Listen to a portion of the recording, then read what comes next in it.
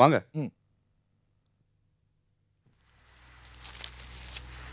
உட்காருங்க. நான் தான் ரத்னசாமி. உட்காருங்க. ஐயாவை தெரியும்ல? சாரை பத்தி நான் நிறைய கேள்விப்பட்டிருக்கேன். என் கடையை விற்கிறதுக்கு எனக்கு ரொம்ப சங்கடமா தான் இருக்கு. இருந்தாலும் அதை உங்ககிட்ட கொடுக்கும்போது என் மனசுக்கு ரொம்ப சந்தோஷமா இருக்கு. அதெல்லாம் ஒன்றும் இல்லை.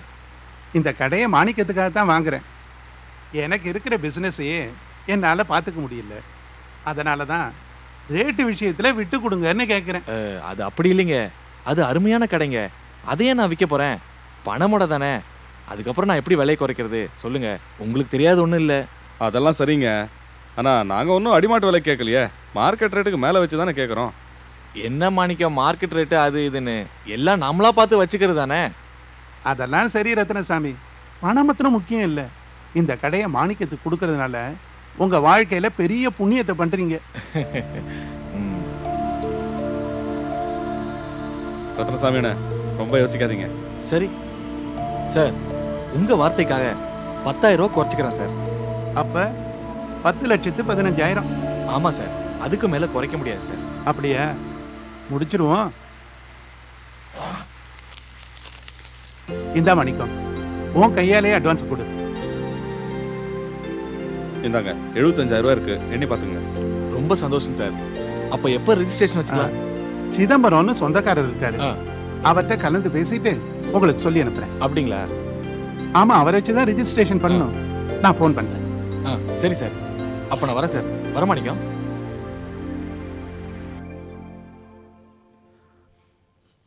என்னது இருட்டு இந்நேரம் ஆகுது, இன்னும் இந்த விஜி பொண்ணை காணோம்.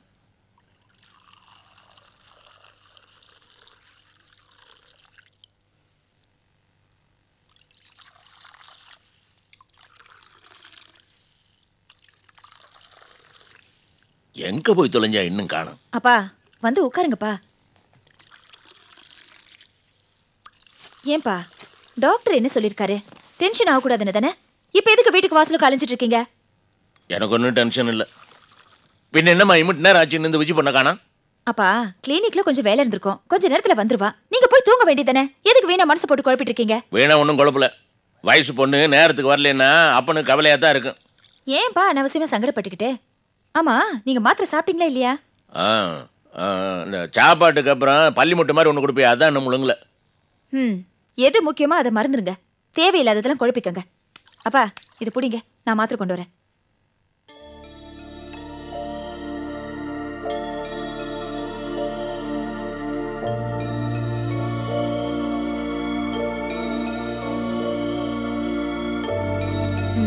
புடிங்க, சாப்பிடுங்கப்பா. இன்னும் கொஞ்சம் குடிங்கப்பா. குடிச்சிட்டீங்களே, எழுந்திரிங்க போய் தூங்குங்க. இன்னும் கொஞ்சம் வெயிட் பண்ணி பாக்குறேன். அந்த கதையெல்லாம் வேணாம், எழுந்திரிங்க போய் தூங்குங்க. நீ இவ்வளவு பொறுப்பா இருக்கிற, அந்த பொண்ணை பாரு.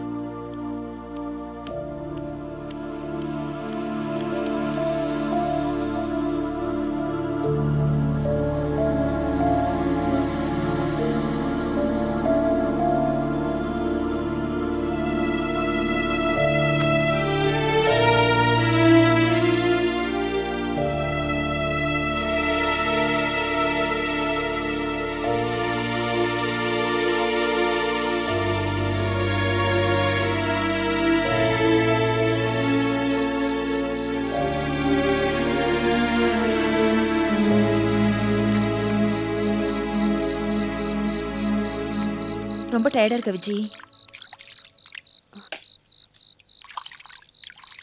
வா சாப்பிடலாம். எனக்கு வேண்டாம். என்னாச்சு? உடம்பு ஏதாவது சரியில்லையா? உடம்பெல்லாம் நல்லதா இருக்கு, பசிதான் இல்லை. அதான் ஒண்ணும் இல்லைன்னு சொல்றல.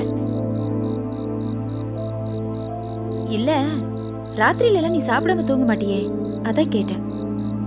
கொஞ்ச நேரம் என்ன டிஸ்டர்ப் பண்ணாம இரு. சரி, சாப்பாடு வேணாம். உனக்கு என்ன பிரச்சனை என்கிட்ட சொல்லு. எந்த பிரச்சனையும் இல்ல, நீயா ஏதாவது கேட்டுட்டு இருக்காத. சரி, அதெல்லாம் விடு. ஹாஸ்பிட்டல்ல வேலை அதிகமா? ஏன் இன்னைக்கு இவ்வளவு லேட்டு? ஆமா, வேலை அதிகம்தான், அதான் லேட்டு. அதை என் முகத்தை பார்த்து சொல்லு. இப்ப என்ன எல்லாத்தையும் மோத்த பார்த்து தான் பேசணுமா? மனசுல ஒண்ணும் இல்லாதவங்க தான் கண்ணை பார்த்து பேசுவாங்க. மனசுல எதையாவது மறைக்கிறவங்க மூஞ்சிய வேற பக்கம் திருப்பிப்பாங்க. என்ன நீ எதுக்காக இப்படி எல்லாம் பேசுற? உன்கிட்ட ஏதோ வித்தியாசம் தெரிய போய் தான் இப்படி பேசுற. சொல்லு, என்ன பிரச்சனை? அந்த போட்டோக்காரன் மறுபடியும் வந்து தொந்தரவு பண்ணனா?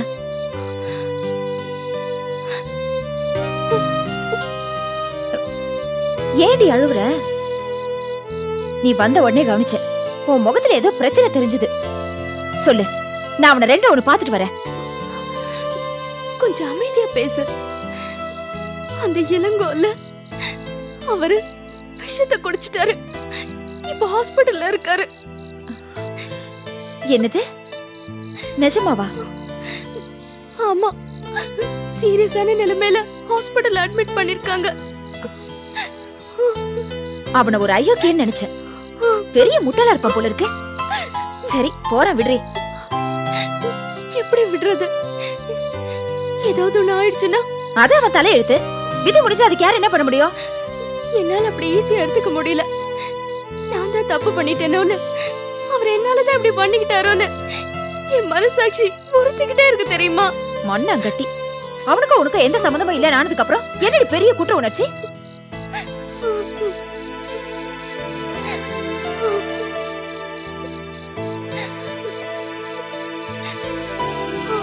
அவன் ஒரு அயோக்கியன்னு நீ தானடி சொன்ன. இப்ப ஒரு பாட்டில் விஷத்தை குடிச்சிட்டா யோக்கியனை மாறிடுவானா? இருந்தாலும் என் மனசு எப்படி பதறி போச்சு தெரியுமா? ஏன் விஜி, இப்ப நீ லேட்டா வந்ததுக்கு இந்த விஷயம் தான் காரணமா? இல்லையே, அது வேற. இன்னைக்கு கிளினிக்ல வேலை நிறைய இருந்துச்சு, அதான் லேட் ஆயிடுச்சு. நீ என்ன அதையும் இதையும் கம்பேர் பண்ணி பேசிக்கிட்டு? இல்ல, அவன் மேல இவ்ளோ அக்கறைப்படுறியே, எனக்கு என்னமோ சந்தேகமா இருக்கு.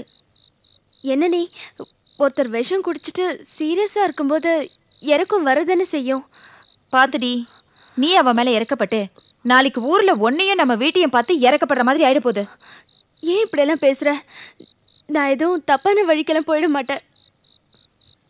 சரி, நான் உன்னை நம்புறேன். என் நம்பிக்கையை கெடுத்துறாதடி. சரி சரி, டைம் ஆச்சு, வா. எனக்கு தூக்கமா வருது. காலைல சீக்கிரமா கிளினிக்கு போகணும். வா போலாம். அம்மா, கடை விஷயம்லாம் பேசி முடிச்சாச்சு. அட்வான்ஸ் கூட கொடுத்தாச்சு. எனக்கு தெரியும்டா மாணிக்கம், நீ சாதிப்பேன்னு எனக்கு நல்லா தெரியும். மார்க்கெட்ல நமக்கு சொந்தமா ஒரு இடம். ரொம்ப சந்தோஷமா இருக்குமா? அண்ணே, இனிமே நீ கடை ஓனர். அண்ணே, கை கொடுங்க. உண்மையிலே ரொம்ப சந்தோஷமா இருக்கு. எப்போ ரெஜிஸ்ட்ரேஷன் வச்சிருக்கீங்கண்ணே? அது சிதம்பரம் மாமா வந்ததுக்கு அப்புறம் தான். அவருக்கு தோதுப்பட்ட நேரத்துல தான் ரெஜிஸ்ட்ரேஷன். ஏன்டா அப்படி? பணம் தர போறது சுந்தரையா தானே? இல்லம்மா, சுந்தரையாவுக்கு சரோட அப்பா மேல பயங்கர மரியாதை. அவர் ரொம்ப ராசியான ஆளா. அதனால அவர் வந்ததுக்கு அப்புறம் தான் ரெஜிஸ்ட்ரேஷன் சொல்லிட்டாரு. அடே அப்பா, அவர் ரொம்ப யோகமான ஆள் தான் போல இருக்கு. வேண்டியதுதான். எப்படியோ அண்ணன் இனிமே முதலாளி. மாணிக்க முதலாளி. என்னடி அம்மா, ஒரு நாளும் இல்லாத திருநாளா ஒரே சிரிப்பு. கிழவி, என் பையன் மார்க்கெட்ல கடையை பேசி அட்வான்ஸ் கொடுத்தாச்சு. என்ன, அவ சொன்ன மாதிரி சாட்சி காட்டிட்டான். இனிமே மாணிக்கம் மார்க்கெட்ல வேலை செய்யற மாணிக்கம் இல்ல, மார்க்கெட்ல கடை வச்சிருக்கிற முதலாளி மாணிக்கம். அப்படியா? ரொம்ப சந்தோஷம் அம்மா, ரொம்ப சந்தோஷம். மாணிக்கம், நீ முதலாளி ஆயிட்ட. அப்போ சரோ முதலாளி அம்மாவா?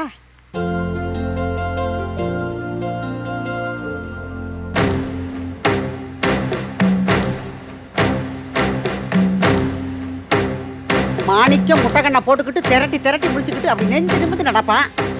இனி கேட்கவே வேண்டாம் போய. சரகண்ணு, எல்லாம் நீ இந்த வீட்டில் காலடி எடுத்து வச்ச நேரம் தாண்டா கண்ணு.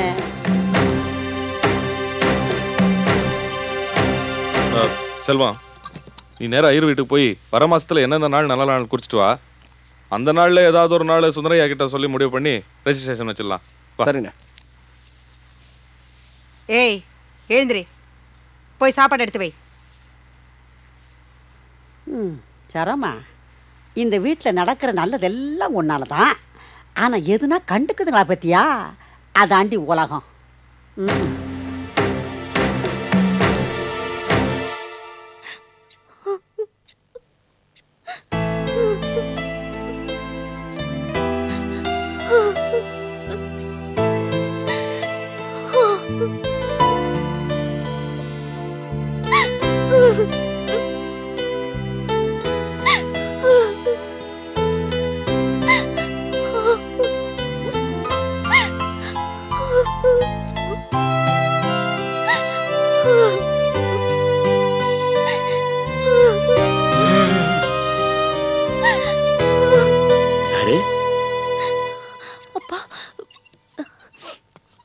விஜயா?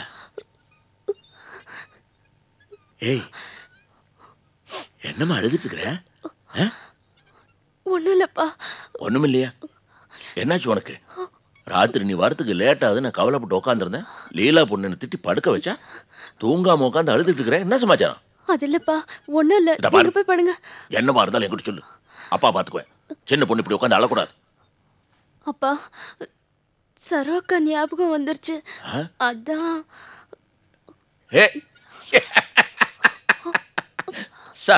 சரோகா பத்தி கவலை விட்டுக்கிட்டா தூங்க உட்காந்து அழுதுட்டு இருக்கிற?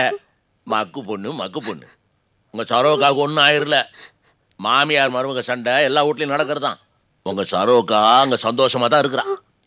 இப்படி பாசமான ஒரு பொண்ணு தூங்காம உட்காந்து அழுதுட்டு இருக்கான்னு தெரிஞ்சா உங்க சரோகா இன்னும் சந்தோஷமா இருப்பா. மக்கு சரோவை நினைச்சு அழுதுட்டு இருக்கிறா. அவளுக்கு அடிக்கடி ஞாபகம் வந்து கஷ்டப்படுதுன்னு நினைக்கிறேன். அப்பா, நீங்க போய் படுத்து தூங்குங்க, நான் அவளை பார்த்து. நான் தூங்குறேன். இந்த பைத்தியத்தை தூங்க சொல்லு. அக்கா மேல இவ்வளவு பாசமா?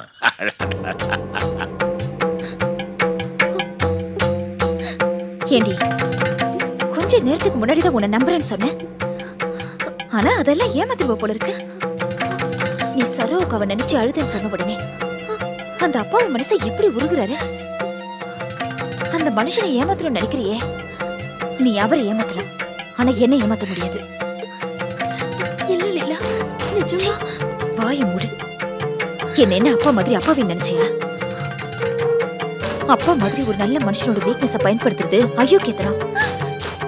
வேற ஏதாவது மனசுல வச்சுட்டு இந்த மாதிரி பண்றதுன்னா இந்த நிமிஷம் எடுத்துக்கோ. இல்லனா இது விஷயமா அப்பா கிட்ட பேச வேண்டியிருக்கும். சரி, நான் போய் தூங்குறேன். இத பாரு, மறுபடியும் சொல்றேன், ஏதாவது குழப்பத்துல மாட்டிக்காத. போய் தூங்கு. போ.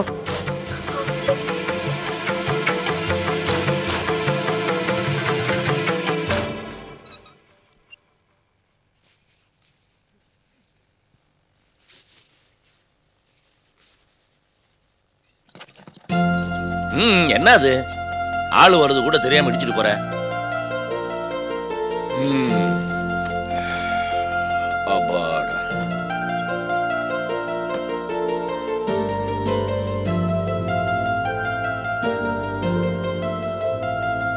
ஏன் இப்படி ஆளாம இருக்கிற?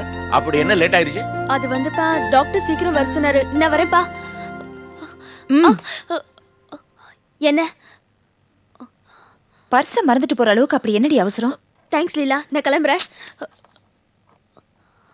இத பாரு விஜி, இப்படி அவசரமா போனினா எங்கேயாவது விழுந்துருவேன். அது வந்து லீலா, டாக்டர் சீக்கிரமா வர சொன்னாரு, அதான் நான் வரேன்.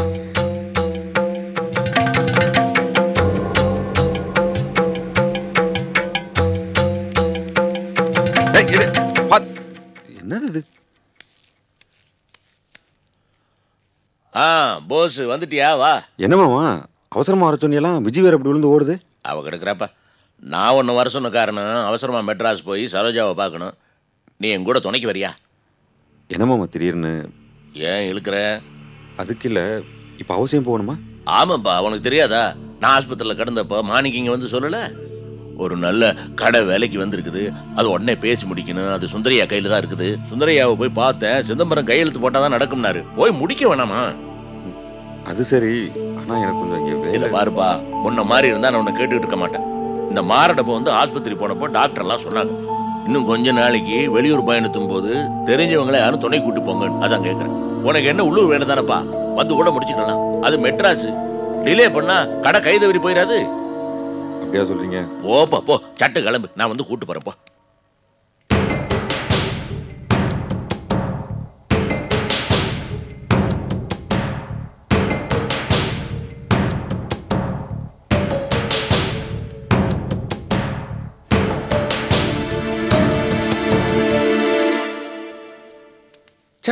மனுஷனை போட்டு உயிரை எடுக்கிறாருப்பா. போறதுன்னா அவர் போக வேண்டியதானே. என்ன போய் சிக்கல்ல மாட்டி விட்டுக்கிட்டேன். என்ன மாமா புலம்பிக்கிட்டே வரீங்க? எல்லாம் உங்க அப்பா, அதான் என் மாமா, அவர் பண்ற குசும்பு தான். என்ன மாமா இது? மாமனாருங்கிற மரியாதை கொஞ்சம் கூட இல்லாம குசும்பு குசும்புன்னுட்டு. பின்ன என்ன தானோ, அவர் மெட்ராஸுக்கு மாணிக்கத்தை பார்க்க போறாராம், என்னையும் வாடான்னு கூப்பிடுறாரு. அப்படியா? என்ன அப்படியா? நான் எரிச்சல்ல சொல்லியிருக்கேன், அப்படியான்னு கேட்குற? சரிங்க, உங்களுக்கு போக இஷ்டம் இல்லைன்னா அப்பா கிட்ட வர முடியாதுன்னு சொல்ல வேண்டியதானே? அதானே பிரச்சனை. அவர் கேட்கும் போதெல்லாம் தலையாட்டிட்டு வந்துடுறேன், அவர் எதிர்த்து பேச முடிய மாட்டேங்குது. தனு நீ தான் எனக்கு ஒரு உதவி பண்ணணும். என்ன பண்ணணும்னா? ஏதாவது சாக்கு போக்கு சொல்லி நான் மெட்ராஸுக்கு வர முடியாதுன்னு சொல்லிடுறேன். ஆமா, அப்பா கேட்கும் போதெல்லாம் பூம்பு மாடு மாதிரி தலையாட்டுங்க. அப்புறம் என்கிட்ட வந்து அவர்கிட்ட ஏதாவது சாக்கு போக்கு சொல்லுன்னு கேளுங்க. இதை பாருங்க, நீங்களாச்சு எங்க அப்பாவாச்சு, நான் இந்த விஷயத்துல எல்லாம் தலையிட மாட்டேன். என்னடி இப்படி பேசுற? சரி, சரோ வீட்டுக்கு போனாதான் என்ன? நான் எதுக்கு அங்கே போகணும்?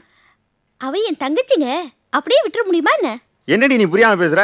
சரோ ஒன்றும் எனக்கு வேண்டாதவ கிடையாது. ஆனா அவன் புருஷன், அப்புறம் அந்த மாமியா இருக்காரு, சே பொம்பளையா அவ.